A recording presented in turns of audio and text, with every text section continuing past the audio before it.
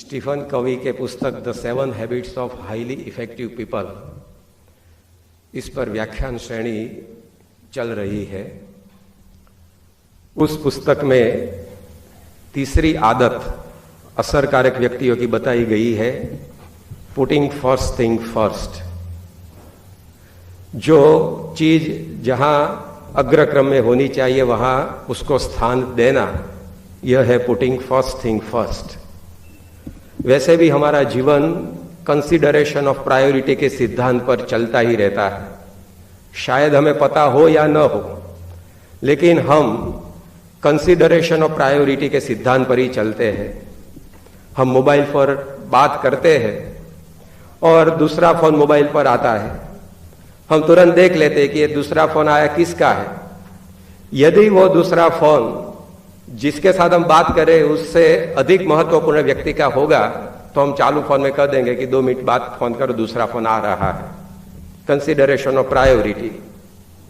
एक साथ 5 शादी हमें अटेंड करनी है, लग्न की सीजन शुरू होगी, तुलसी विवाह से शुरू हो गया है, तो एक साथ हमें 5 व्यक्तियों के जहां वहां लग्न के लिए अटेंड करने के लिए जाना है। हम कंसिडरेशन ऑफ प्रायोरिटी पर चलते हैं कि यहां तो मुझे ही जाना पड़ेगा, यहां बेटे को भेज दूंगा तो भी चलेगा, यहां सिर्फ बेड का कवर भी चला जाएगा, यहां तो हमारे कारकुन को भी भेज दिया जाएगा।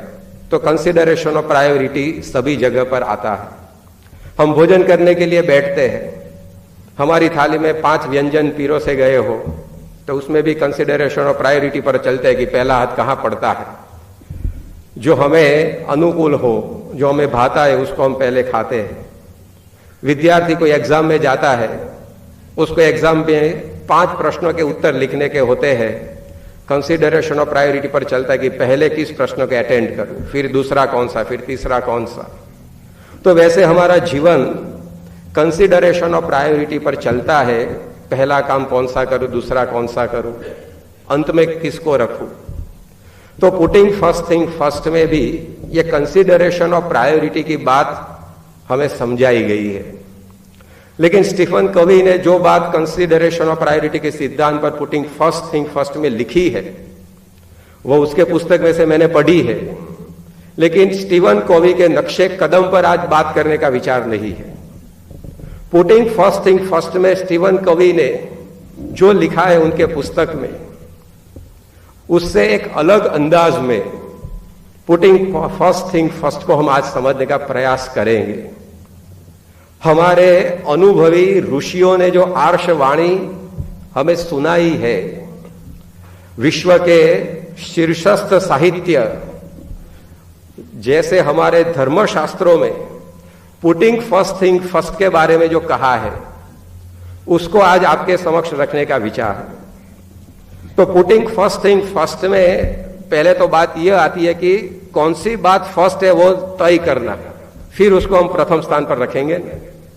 पहली बात को पहली रखनी चाहिए, लेकिन पहली बात कौन सी वो तो हमें जानना पड़ेगा, तो उसको हम पहले स्थान पर रख पाएंगे। तो कौन सी बात को हमारे जीवन में फर्स्ट थिंग की जगह पर मुकनी चाहिए, रखनी चाहिए। कौन सी ऐसी बात है, कौन सा ऐसा विषय है, कौन सी ऐसी क्रिया है जिसको पुटिंग फर्स्ट थिंग फर्स्ट के सिद्धांत पर हमारे जीवन में अग्रता क्रम देना चाहिए। कई लोग ऐसा कहेंगे कि ये पहली बात होनी चाहिए, दूसरे लोग कहेंगे कि ये पहली बात होनी चाहिए, तीसरा लोग कहेगा कि वो पहली बात होनी चाहिए। तो निर्णय कैसे होगा कि जीवन में पहली बात क्या है, जिसके मुताबिक जीवन का नक्शा तैयार होना चाहिए। तो एक वाक्य में पहली बात कौन सी होनी चाहिए उसका उत्तर देना हो तो ये ऐसा हो सकता है कि at the last moment of life, जीवन के अंतिम सांस जब हम लेते हैं, तब मेरे पास क्या होना चाहिए। तो वो जो हम इच्छा करते हैं कि मेरे पास जीवन के अंतिम दम में, अंतिम श्वास में यह होना चाहिए, तो वो हमें जिससे मिले वो हमारे जीवन में फर्स्ट प्रायोरिटी पर होना चाहिए। At the last moment of life हम क्या बनना चाहते हैं, वो हमें बनने में जो सबसे अधिक मदद रूप बने वो हमारे जीवन में फर्स्ट प्रायोरिटी पर होना चाहिए।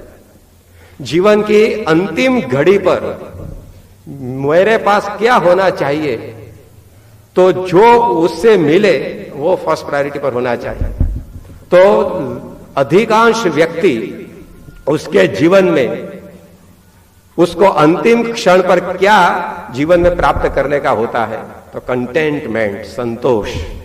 मेरा जीवन सफल हुआ है, मेरा जीवन सार्थक हुआ है, मैंने जो प्रवृत्ति की उससे मुझे शांति सुख मिला है, यह अनुभूति हर एक व्यक्ति करना चाहता है। पीस, हैप्पीनेस, कंटेंटमेंट, यह है हमारी अंतिम घड़ी में हमारे साथ होना चाहिए। क्योंकि हमारी सारी प्रवृत्तियां देखो, यह तीन चीजें प्राप्त करने के लिए ही होती है। आज हम जो क्रिया करते हैं, कल हमने जो क्रिया की, अगले दिन हम जो क्रिया करेंगे, उसका एकमात्र हेतु क्या होता है? यह क्रिया करके मुझे शांति लेनी है, यह क्रिया करके मुझे सुख प्राप्त करना है, यह क्रिया करके मुझे संतोष प्राप्त करना है। इसलिए ही हम हर एक क्रिया को करते हैं। वैसे खाना होता है पेट भरने के लिए, कार्य करने की शक्ति मिले उसके लिए। लेकिन देखो, पेट तो रास्ते पर हम रोटी खाए ना, उससे भी भर जाता है। फिर भी लोग 5 स्टार होटल में खाने के लिए जाते हैं। क्यों? तो खाना सिर्फ पेट भरने के लिए नहीं है, उससे मुझे आनंद लेना है, इसलिए वहां जाना पड़ेगा। तो हमारी खाने की क्रिया का हेतु है सुखी बनना।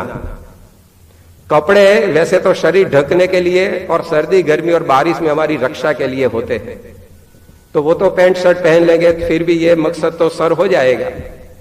फिर भी अनेक विध प्रकार की फैशन कपड़े की निकलती रहती है, क्योंकि मनुष्य को सिर्फ कपड़े पहनकर अपना शरीर नहीं ढकना है, कपड़ा पहनकर सुख भी प्राप्त करना है। तो मैं ये फैशन का कपड़ा पहनूंगा तो मुझे मजा आएगा, ऐसा विचार रहता है। तो हमारी कपड़े पहनने की क्रिया के पीछे भी हेतु है सुखी होना, मजा लेना, आनंद प्राप्त करना। घड़ी व्यक्ति पहनता है, 500 रुपये की घड़ी में जो टाइम होता है वही 5000 की घड़ी में होता है। हमने 7 करोड़ रुपया की भी एक घड़ी देखी मिडल ईस्ट में, 7 करोड़ रुपये की घड़ी, तो उसमें भी इतने ही बजे थे जितने 500 रुपए की घड़ी में बजे थे। फिर भी 500 रुपए की घड़ी के बाद भी 7 करोड़ रुपए की घड़ी पहनने का क्यों विचार आता है? क्योंकि घड़ी सिर्फ टाइम देखने के लिए नहीं, औरों पर प्रभाव पाड़ने के लिए भी होती है, और उसका भी एक आनंद होता है। तो हमारी हर एक क्रिया, छोटी मोटी जो भी हो, उसका हेतु यह है कि यह क्रिया करके मैं सुखी बन जाऊं। बैंकॉक में एक व्यक्ति ने टॉयलेट बनाया 40 करोड़ रुपए का। मेरा सर खाली नहीं है ये बोलते वक्त, ये मैं पूरे मकान की कीमत नहीं बोलता हूं, ये टॉयलेट के साथ जो जमीन की कीमत है वो भी नहीं बोलता हूं। जमीन की कीमत तो अलग है 40 करोड़ रुपए से, सिर्फ टॉयलेट की कीमत 40 करोड़ रुपए। वो व्यक्ति 3 महीने पहले अपघात करके मर गया, वो अलग बात है। लेकिन टॉयलेट तो 25,000 रुपए का हो या 40 करोड़ रुपए का, क्या फर्क पड़ता है? लेकिन अधिक अच्छा बनाने के पीछे हेतु है सुख प्राप्त करना। तो हमारी जो भी क्रिया है, in short, sukh, shanti, santosh is the ultimate destination of ours. हम वहां पहुंचना चाहते हैं। जीवन के अंतिम क्षण में मुझे सुख मिले, शांति मिले, संतोष मिले, यह हमारी इच्छा है। उसके मुताबिक हम हमारा जीवन व्यतीत करते हैं, चाहे हमारा खाना हो, चाहे हमारा देखना हो, चाहे कपड़े पहनना हो, चाहे हमारी हेयर स्टाइल हो। उसका हेतु यह होता है, यह करके मैं सुखी बन जाऊं। तो यह हमारा डेस्टिनेशन हुआ। तो यह सुख हमें जिससे मिले वो हमारे जीवन में फर्स्ट प्रायोरिटी पर होना चाहिए। जैसे हमें जो स्टेशन पर पहुंचना हो, वो स्टेशन पर जल्दी से जल्दी जो गाड़ी हमें पहुंचाए उस गाड़ी में हम बैठते हैं। यहां से हमें अहमदाबाद जाना है, तो अहमदाबाद तो विरमगाम पैसेंजर भी चाहती है, 18 कलाक लेती है, और गुजरात मेल भी जाता है, 8 घंटे में पहुंचाता है। तो हम पसंद क्या करते हैं कि नहीं, मुझे मेरे डेस्टिनेशन पर जल्द से जल्द जो पहुंचा दे वो गाड़ी में पकड़ूंगा। तो हमारा डेस्टिनेशन है सुख, शांति, संतोष। जीवन की अंतिम क्षण में मुझे संतोष होना चाहिए कि मेरा जीवन सफल हुआ है, सार्थक हुआ है। जीवन के अंतिम क्षण में मुझे सुख और शांति मिलना चाहिए। तो ये हमारे डेस्टिनेशन है, उस पर जो हमें पहुंचा है वो हमारे जीवन में फर्स्ट प्रायोरिटी पर होना चाहिए। तो अब वो कौन पहुंचाने वाला है?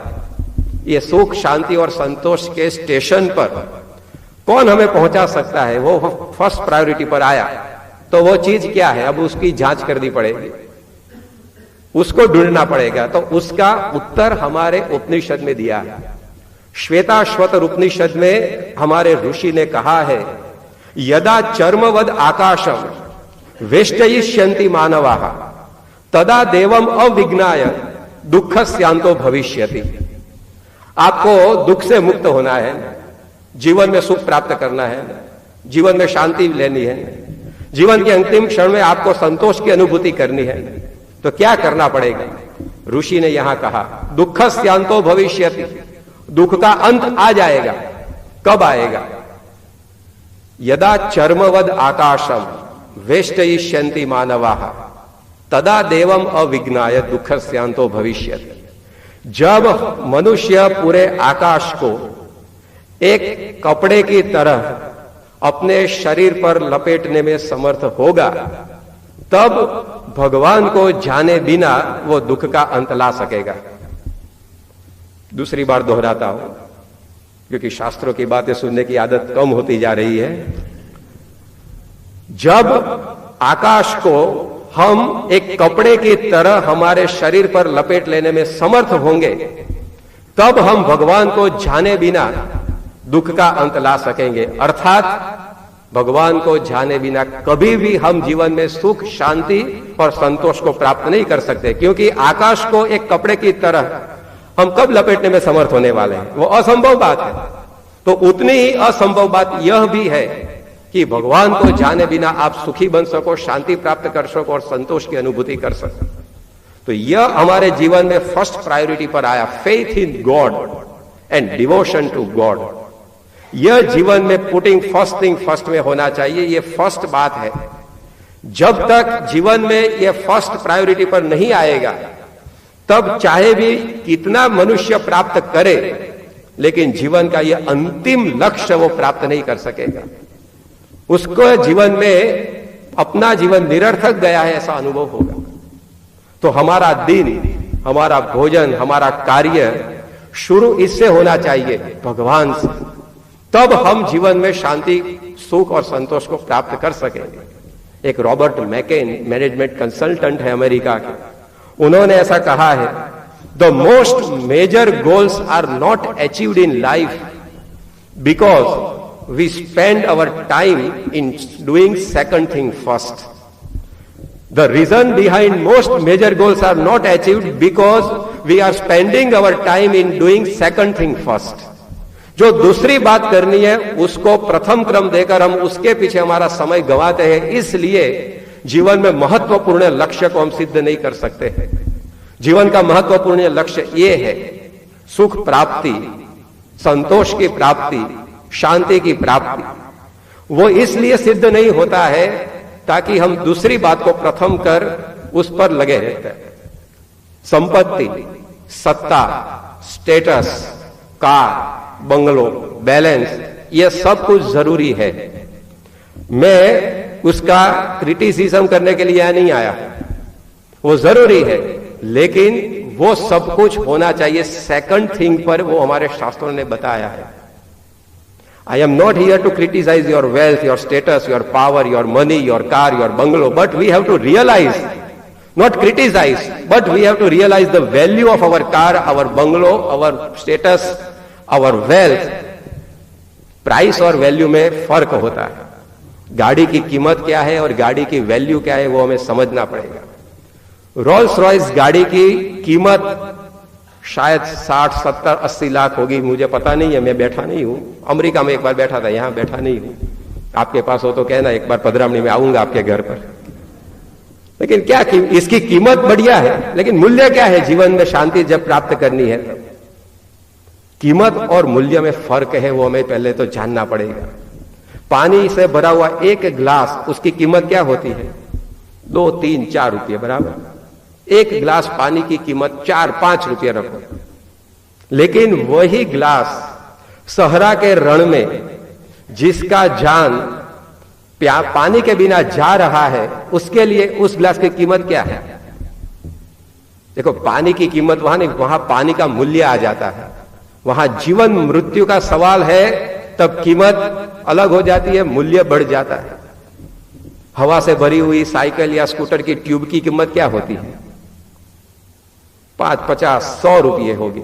लेकिन जो व्यक्ति डूब रहा है उसके हाथ में यदि साइकिल की ट्यूब हवा से भरी आ जाएगी और आप बोलेंगे कि इसकी कीमत तो बाजार में 50 रुपये, मैं तुझे 100 देता है, ला मुझे दे दे, वो क्या देगा आपको? वहां 100 रुपये कीमत नहीं रहती है साइकिल की ट्यूब की, वहां वो कीमत अमूल्य हो जाती है। तो उसी प्रकार हमारे जीवन में हमें यह देखना पड़ेगा कि जिसको हमने फर्स्ट प्रायोरिटी पर आज रखा है, क्या वो फर्स्ट प्रायोरिटी पर योग्य है? क्या उसको बदलने की जरूरत है? क्या उसमें बदलाव लाने की आवश्यकता है? देखो दुनिया का इतिहास, जिन्होंने फर्स्ट प्रायोरिटी पर भगवान को नहीं रखा, अध्यात्म को नहीं रखा और जीवन में ये वर्ल्डली गुड्स, ये स्टेटस, ये पावर, ये वेल्थ, उस पर ही अपना जीवन निकाला है, उसकी दशा क्या हुई? इजराइल में किंग सोलोमन हो गया। He was the wisest of his time, ऐसा कहते हैं। बुद्धिशाली था, धनवान था, सब कुछ उसके पास था। He has a harem of 700 wives and 300 कंक्यूबाइंस। 1000 रानियां थी उसके पास। वेल्थ कितनी थी? जिस समय 1 तोला सोना की कीमत 10 रुपये थी, उस समय प्रति वर्ष उसके खजाने में 25 करोड़ रुपए का सोना जमा होता था। जिस समय सोने की कीमत 1 तोले की 10 रुपया थी, उस वक्त प्रति वर्ष 25 करोड़ रुपया का सोना उसके खजाने में जमा होता था। इतना ही नहीं, उसने कहा है, whatever my eyes desire I kept not from them and I withheld not my heart from any joy, but behold it was all vanity and vexation. I was merely chasing up the wristful of wind. मेरी आंखों ने जो देखा वो सब कुछ मैंने मेरे अपने घर में ला दिया है।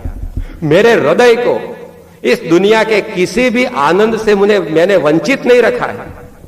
फिर भी आज मुझे ऐसा लगता है कि मैंने सिर्फ मुट्ठी भर हवा ही जीवन में प्राप्त की है। क्या किंग सोलोमन जितना हम प्राप्त कर सकने वाले हैं इस दुनिया में? आधी जिंदगी तो पूरी हो गई है। कितना हुआ है सोना आपके पास इकट्ठा? मुझे लेना नहीं है, पूछता हूं। 25 करोड़ रुपए का प्रति वर्ष सुवर्ण उसके खजाने में जमा होता था, फिर भी उसको लगता है तो क्या गलती हो गई उसके जीवन में? फिर उसने ये गलती को सुधार कर ऐसा कहा, I know that it will be well with them that fear the God. मुझे लगता है कि ये मेरी संपत्ति, ये सत्ता, ये सब कुछ जो मेरे पास है वो तब ही मेरे काम में आएगा जब मेरे पास भगवान होंगे। ये उनके शब्द हैं। तो देखो, फर्स्ट प्रायोरिटी पर जिन्होंने यह बात नहीं रखी जो हमारे उपनिषद में लिखी थी, उसके जीवन में अंतिम क्षण में पश्चाताप हुआ है, असंतोष रहा है, उससे वे बाहर निकल नहीं आए हैं। हेनरी फोर्ड का नाम आपने सुना है। फोर्ड की कई गाड़ियां हमारे मुंबई में फिरती है। हेनरी फोर्ड एक सामान्य व्यक्ति थे, उसमें से उन्होंने अपना यह कार्य विस्तार बढ़ाया। अरबों डॉलर की संपत्ति उसके पास एकत्रित हुई।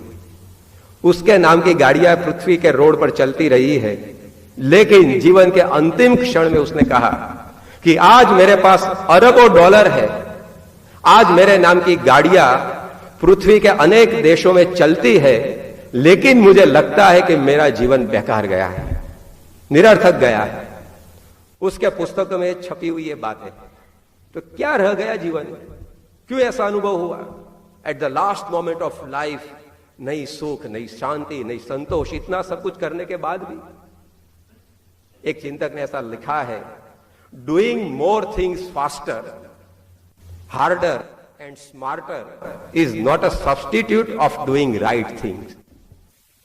Doing more things faster, smarter and harder is not a substitute of doing right thing.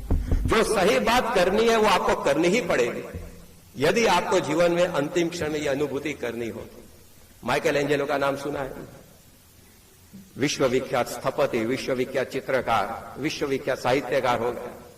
Michael Angelo ने अपनी 90 साल की उम्र में, जीवन की दिसंबर में एक वाक्य कहा है। उन्होंने कहा कि तूफानी समुद्र में मेरी टूटी फूटी जीवन नौका आज एक विशाल बंदर पर आकर खड़ी है, जहां मुझे मेरे जीवन के अच्छे बुरे सभी कर्मों का हिसाब चुकाना है। इस घड़ी पर मुझे लगता है कि जिस पार्थिव कला का मैं जीवन पर्यंत भक्त और साधक रहा, वो सब कुछ मिथ्या था। I regret that I have not done enough for the salvation of my soul.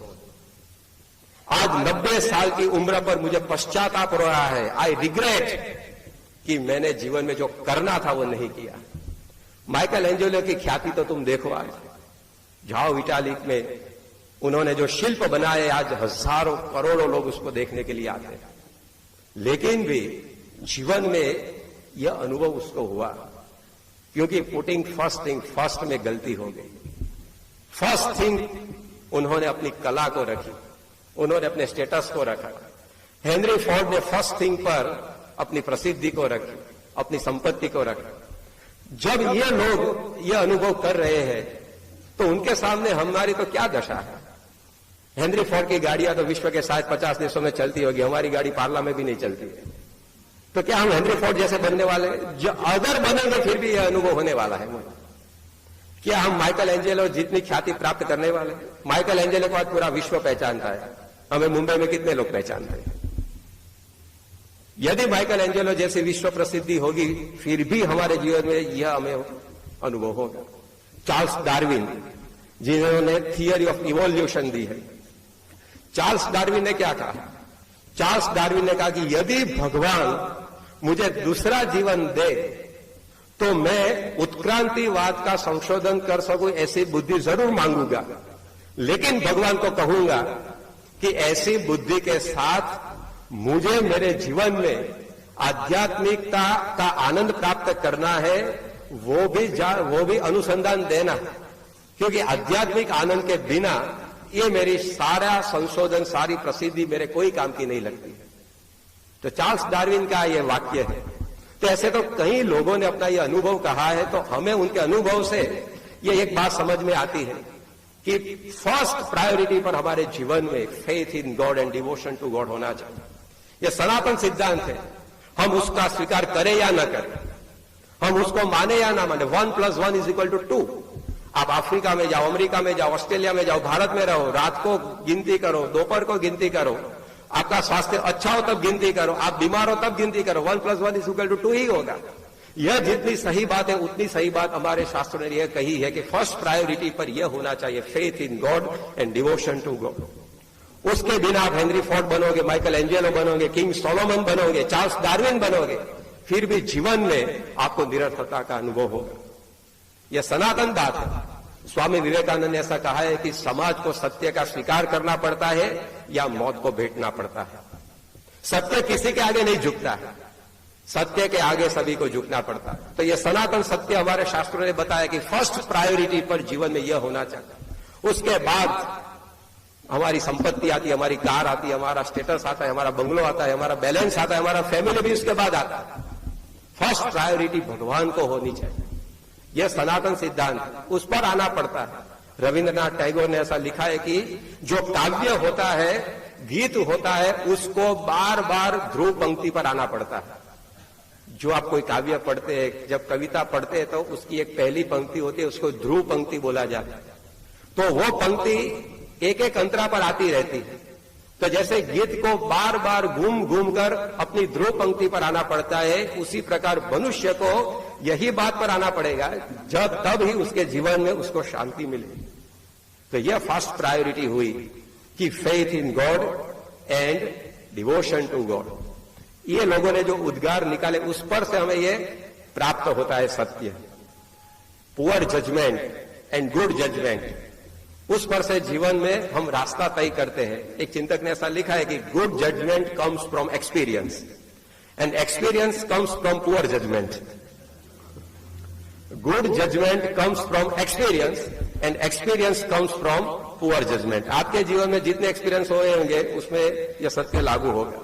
तो ये लोगों को पुअर जजमेंट के कारण जो एक्सपीरियंस हुए हैं, जो एक्सपीरियंस हेनरी फोर्ड को हुआ, जो एक्सपीरियंस एंजेलो को हुआ, जो एक्सपीरियंस सोलोमन को हुआ, जो एक्सपीरियंस डार्विन को हुआ वो पुअर जजमेंट के कारण हुआ। उन्होंने जजमेंट यह निकाला कि जीवन में फर्स्ट प्रायोरिटी पर संपत्ति होनी चाहिए, कला होनी चाहिए, स्टेटस हमारा होना चाहिए। तो उन्होंने पुअर जजमेंट के आधार पर जो एक्सपीरियंस किए उस पर से हमें यह गुड जजमेंट करना कि फर्स्ट प्रायोरिटी पर अब भगवान होने चाहिए। तो यह बात हमारे शास्त्रों ने बताई है, things which matter most should never be at the mercy of things which matter list. जो जिसका महत्व बड़ा है उसको कभी जिसका महत्व छोटा है उस बात पर नहीं छोड़ना चाहिए। जीवन में यह प्रधान बात है, मुख्य बात है। उसको कभी भी यह दुनिया की जो बातें हैं उसके आगे दया पत्र नहीं बनना देना चाहिए। अर्जुन की बात हमने सुनी है। अर्जुन के सामने दो चॉइस थी। जब महाभारत का युद्ध शुरू होने वाला था उस वक्त दुर्योधन और अर्जुन दोनों श्री कृष्ण भगवान के पास गए और दोनों युद्ध में सहाय मांगने के लिए भगवान के पास गए थे। अर्जुन जाकर भगवान के चरणारविंद थे वहां बैठ गए। भगवान लेटे थे बिस्तर पर, पहले दुर्योधन गया। दुर्योधन सीधा मस्तक के पास में आकर बैठ गया क्योंकि वो अहंकारी था। जिसके जीवन में भक्ति है वो तो भगवान के चरण के पास बैठता है, भगवान के सिर पर नहीं चढ़ता है। लेकिन दुर्योधन जाकर पहला सीधा भगवान के मस्तक के पास बैठ गया। अर्जुन आया, अर्जुन भगवान के चरण के पास बैठ गया। भगवान ने जब अपनी आंखें खोली तब पहला दर्शन उसको अर्जुन का हुआ। जो हमेशा नीचा रहता है उसको पर भगवान की पहली दृष्टि पड़ती है। दुर्योधन मस्तक के पास था लेकिन भगवान ने जब आंखें खोली तब सामने अपने चरण के पास अर्जुन को देखा। यदि हमारे पर भगवान की दृष्टि कायम रहे ऐसा हम मानते हैं तो हमें उनके चरण में रहना चाहिए।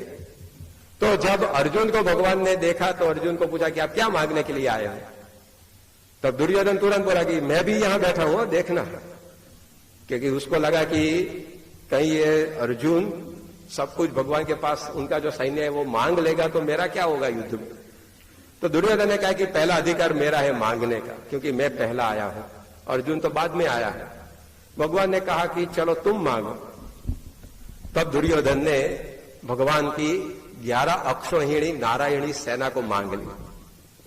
अक्षौहिणी सेना का माप ऐसा होता है, अक्षौहिण्या प्रामाण्यम तो खांगाष्टकेर द्विकेर गजे रथे रेतेर है स्त्रिग्ने पंचग्नश्च पदाति भी। एक अक्षौहिणी सेना में 21,870 21,870 हाथी होते हैं, उतने रथ होते हैं, उससे 3 गुने घोड़े होते हैं, उससे 5 गुने पदाति यानी जो हम लैंड फोर्स कहते हैं वो होता है। तो ऐसी 11 अक्षौहिणी सेना कृष्ण भगवान के पास थी। दुर्योधन ने उसको मांग लिया। फिर अर्जुन की बारी आई। अर्जुन ने को भगवान ने पूछा आपको क्या चाहिए? अर्जुन ने कहा कि मुझे और कुछ नहीं चाहिए, आप मेरे पक्ष में रहो। Putting first thing first. Arjun ने भगवान की सेना नहीं मांगी, उन्होंने ऐसा कहा कि आप मेरे पक्ष में रहो। भगवान ने कहा कि लेकिन मेरी प्रतिज्ञा है कि युद्ध में मैं कभी भी शस्त्र उठाने वाला नहीं। अब युद्ध में जो शस्त्र न उठाए तो उसकी युद्ध में जरूरत क्या है? वहां क्या गरबा खेलने का कार्यक्रम होता है युद्ध के मैदान में? वहां तो शस्त्र उठाना ही पड़ता है। भगवान ने कहा कि मैं युद्ध में आऊंगा लेकिन शस्त्र नहीं उठाऊंगा। अर्जुन के फिर भी आप मेरे पक्ष में रहो, चाहे आप शस्त्र उठाओ या ना उठाओ, लेकिन आप मेरे पक्ष में होने चाहिए। जब दुर्योधन और अर्जुन ने यह पसंदगी की उस वक्त ही महाभारत के युद्ध का परिणाम घोषित हो गया था कि अर्जुन विजयी बनेगा, दुर्योधन हार जाएगा। फिर 18 दिन का युद्ध तो बाद में हुआ, लेकिन चॉइस किया कि अर्जुन ने पुटिंग फर्स्ट थिंग फर्स्ट। सेना पीछे है, उसका सारथी सेनापति आगे रहता है। भगवान जब मेरे पास होंगे तो पूरा विश्व मेरे सामने आएगा युद्ध में, फिर भी मैं जीतने वाला हूं। यह उसके दिमाग में बैठा था। उसने शायद ये 7 हैबिट्स में ये हैबिट्स नहीं पढ़ी होगी, लेकिन जीवन में उसने अपने हमारे भारतीय शास्त्रों में से निष्कर्ष निकाला था कि जीवन में प्रथम स्थान भगवान का होना चाहिए, तब ही हमारे जीवन में सब कुछ हमें मिलेगा। और भगवद गीता का अंतिम श्लोक देखो, उसमें कहा है कि तत्र श्री विजयो भूतिर ध्रुवा नीतिर मतिर मम। अर्जुन ने सेना को छोड़कर एक निहत्थे भगवान की पसंदगी की तो उसको क्या मिला? श्री यानी कि लक्ष्मी, कीर्ति, भूति यानी कि उन्नत गति, विजय, सब कुछ मिल गया जो जीवन में प्राप्त करना है वो। और दुर्योधन को क्या मिला? Doing second thing first. Most major goals are not achieve. जो हेतु था वो सिद्ध नहीं कर सका, क्योंकि जो दूसरी बात थी उसको पहली रख दी। तो हमें शास्त्र ये समझाते हैं, अर्जुन को युद्ध करना था, संग्राम खेलना था, उसने फर्स्ट थिंग पर ये भगवान को रखा। हमें कहां संग्राम खेलना है, हमें तो सिर्फ हमारा व्यापार चलाना है। अलबत्त व्यापार भी संघर्ष है आज तो एक प्रकार का, लेकिन हमें हमारा कुटुंब चलाना है, हमें हमारा व्यापार चलाना है, हमें हमारा व्यवसाय चलाना है। यदि Arjun putting first thing first के प्रिंसिपल पर चलते चलते प्रथम स्थान पर भगवान को रखकर ये सब कुछ प्राप्त कर गया, संग्राम भी जीत गया, तो क्या हम हमारा व्यापार अच्छी तरह नहीं चला सकेंगे? क्या हम हमारा कुटुंब अच्छी तरह नहीं चला सकेंगे? लेकिन यह शायद कई बार लोग भूल जाते हैं और ऐसा सोचने लगते हैं कि मेरे पास जितनी संपत्ति अधिक होगी इतना मेरा कुटुंब अच्छा चलेगा, मेरे पास जितना स्टेटस होगा इतना मेरा काम अच्छा रहेगा। लेकिन यह बात सही नहीं है। पहला स्थान यह होना चाहिए। प्रमुख स्वामी महाराज को यहां 1995 में हरकिशन मेहता चित्रलेखा के तंत्री, आज दिवंगत हो गए हैं, उन्होंने प्रश्न पूछा था। उस वक्त प्रमुख स्वामी महाराज की उम्र 75 साल की थी। स्वामी जी को उन्होंने पूछा कि आपके जीवन में आपको सबसे अधिक आनंद जब हुआ हो वह प्रसंग मुझे सुनाओ। तब स्वामी जी ने कहा कि मेरे लिए जीवन में सभी प्रसंग आनंद के ही हुए हैं, कोई प्रसंग दुख का है ही नहीं। आप प्रमुख स्वामी महाराज का जीवन पढ़ो तो आपको लगेगा कि उनका कितना अपमान हुआ है। यहां हम सब बैठे, उनका 50 से अधिक बार अपमान हुआ है किसी का। उंगली ऊंची करो तो आज मेरा बुके मैं उनको दूंगा, सम्मान करूंगा उसका। 50 बार हमारा अपमान हुआ है जीवन में। प्रमुख स्वामी महाराज का सैकड़ों बार अपमान हुआ है, फिर भी वो कहते हैं कि मेरे लिए सभी प्रसंग आनंद के हैं। कितनी हाडमारियों में उनका जीवन पसार हुआ है, फिर भी उनके जीवन में दुख आया है, लेकिन अनुभव नहीं हुआ है। जैसे हमने बुलेट प्रूफ जैकेट पहना हो तो गोली आती है छाती पर, लेकिन वो अंदर नहीं घुसती है। जैसे हमने रेनकोट पहना तो बारिश गिरती है, लेकिन हम भीगते नहीं है। उसी प्रकार प्रमुख स्वामी महाराज के जीवन में कई दुख के प्रसंग आए हैं, लेकिन दुख का अनुभव उन्हें नहीं हुआ है, क्योंकि उन्होंने पूरा जीवन इस प्रकार बिताया है। Putting first thing first, faith in God, devotion to God, सब दुख भूल गए हैं। जब दिल्ली का अक्षरधाम संपन्न हुआ उस वक्त तक डॉक्टर सुब्रमण्यम, जो विश्व विख्यात बाईपास सर्जन है, तो उन्होंने स्वामी जी को पूछा, अक्षरधाम देख लिया? फिर स्वामी जी को प्रश्न पूछा कि what is your next project? ये अक्षरधाम तो आपने 5 साल में बना दिया, वो भी बड़ी सिद्धि है। आज 5 साल में फ्लाईओवर पूरा नहीं होता है, और 5 साल में 100 एकड़ की भूमि पर अक्षरधाम निर्माण करना। तो स्वामी जी को उन्होंने कहा कि ये आपका बड़ा अचीवमेंट है, लेकिन अब आपका अगला प्रोजेक्ट क्या है? स्वामी जी ने कहा कि हमारा तो अगला पिछला नहीं, लेकिन एक कायमी प्रोजेक्ट है, भगवान का भजन करना और औरों को करवाना। बीच में ये सब काम होते रहते हैं। ये फर्स्ट प्रायोरिटी पर है ही नहीं अक्षरधाम बनाना, फर्स्ट प्रायोरिटी पर है ही नहीं 750 मंदिर बनाना। फर्स्ट प्रायोरिटी पर भगवान है और औरों को भगवान में श्रद्धा करवाना, ये हमारा प्रोजेक्ट है। वो तो चलता ही रहता है। तो देखो स्वामी जी के जीवन में उन्होंने फर्स्ट थिंग फर्स्ट पर यह बात लिखी। तो हम भी जब उस रास्ते पर चलते हैं तब हमारे जीवन में जो हमें प्राप्त करना है वो कर सकते हैं। स्टीवन कवी ने एक अच्छा वाक्य कहा है, the main thing is to keep the main thing the main thing. The main thing is to keep the main thing the main thing. जीवन में महत्व की बात यह है कि महत्व की बात महत्वनी रहनी चाहिए।